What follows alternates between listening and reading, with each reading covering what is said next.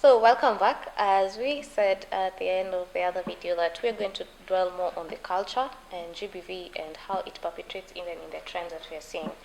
So culture is a big thing.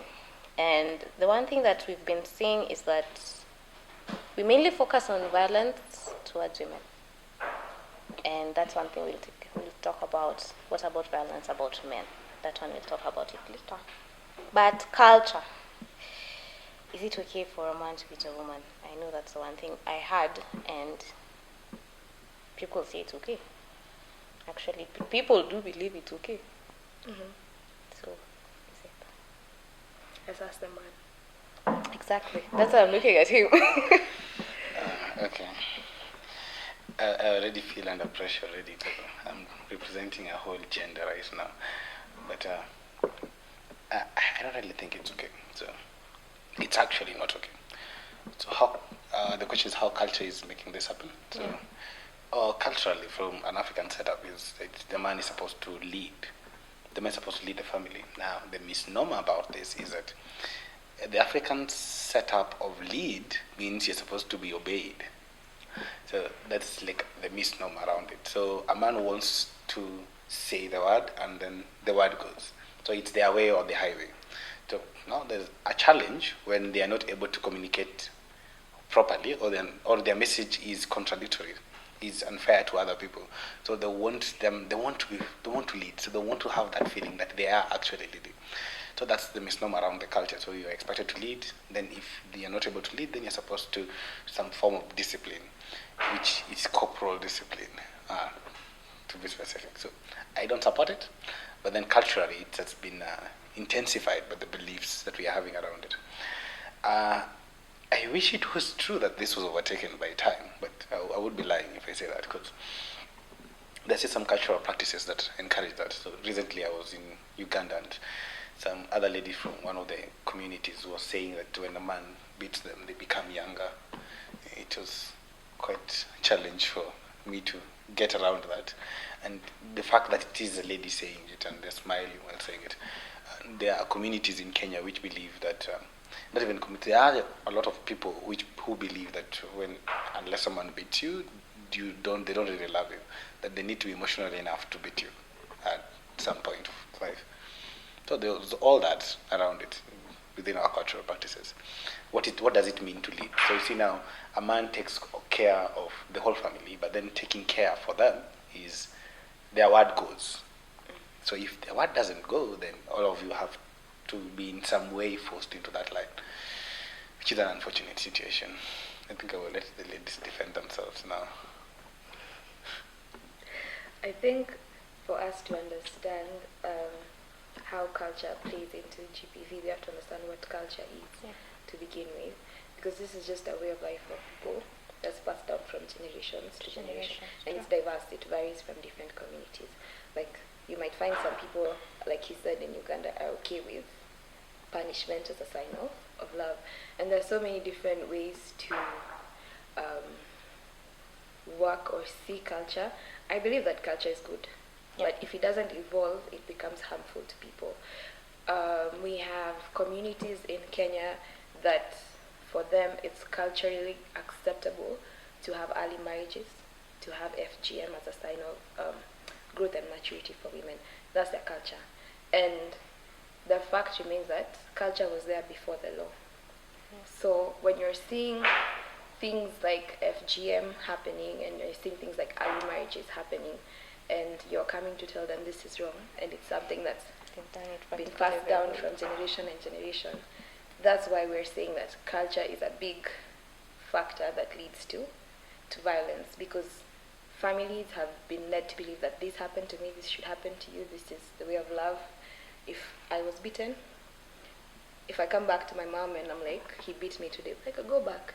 You got married, you have to deal with it as an inside job. And I think culture has become such a big cause of violence, because a lot of people don't want to move and don't want to evolve past that stage, because things are changing, the world is changing, women are becoming presidents, women are becoming leaders, and for so long men have been the dominant player in all the sectors.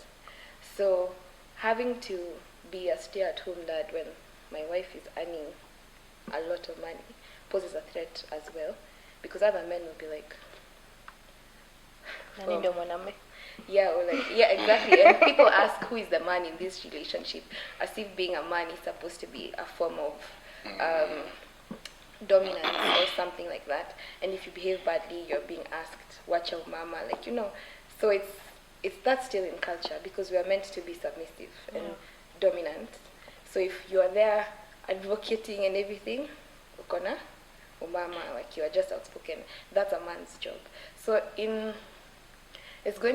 is still work in progress to sort of change the culture that is here in this country, and actually just all over the world. I think it still needs a lot of work to be able to help people understand that culture needs to change for the better of people, because there are some cultural practices that are very nice and do not harm anyone. But when it starts infringing on rights of women, children, and other men, it becomes a problem. And you know, one of the challenges that we have with culture is that every community has this form of gatekeepers. So when they decide that they are holding back to their culture, you can barely do anything. So you have to engage them, and they are like the hindrances to these changes. You could have the current generation of people wanting some change, and then if they say no, all of you are following the culture. Yeah. It's a challenge. And can we say that because of culture not changing, the world is changing? This has led to the increase in violence, actually. Yeah. Yeah, because now, you see, you know what causes issues of violence? It's disagreement.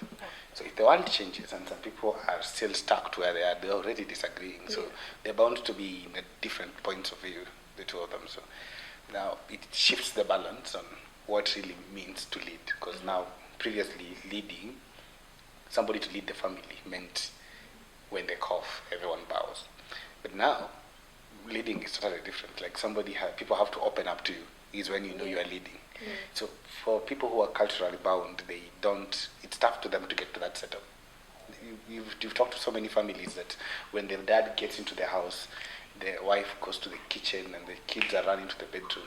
And then when people are eating, he just does, and you see everyone switching on to news.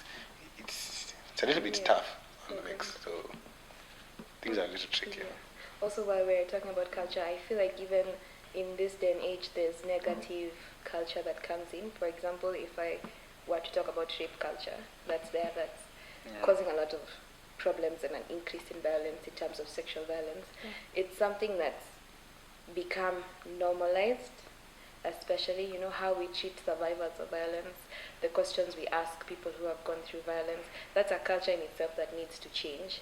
And it's very hard to also change it, given that people and things that are used to influence young people and people of different generations are not necessarily working for the prevention of violence. You know, we have songs that actually praise violence, and that's something that you find yourself singing as you drive home. You find yourself just singing, and then very soon you act it, you know. So it becomes something that's ingrained in you, and if that doesn't change as well, it requires a lot of energy and a lot of working together for us to like shift that culture. It's very hard to do it, but I think it's still possible. We had those cases where women were facing up on Instagram of the rape cases and how they were assaulted, and the reactions from the public were just like, I was like, okay, you know, and it makes more people afraid to even come out and say that they've been violated and they need help because of the culture that's in the system. Like, why are you drunk? Is he your boyfriend? What were you doing? You know, those are the same things that you ask people and prevent more people from seeking help. Because it's in our nature, you know, how we say let boys be boys. It's the same thing. And actually, at some point, the victim shaming, actually, that we do has led to a lot. Because I feel like it's actually the one thing that, when it comes to how the GBV affects the person, it actually worsens it in its own self. Because here is someone who's undergone something that's not humane at all. They can't get out in their own community or anywhere. Because actually, I got to realize that in DRC, that when a woman is raped, if they're married, the husband should leave that woman and she should be abandoned in the community. Wow. Yes. So Move to DRC. so it's actually one of those cultures that we've seen that has brought about a lot of things, because even the refugees in Kenya cannot speak about it because of that. So as you said, I agree that it does lead to a lot of keeping it in. We don't speak out about it because we fear what we will face later.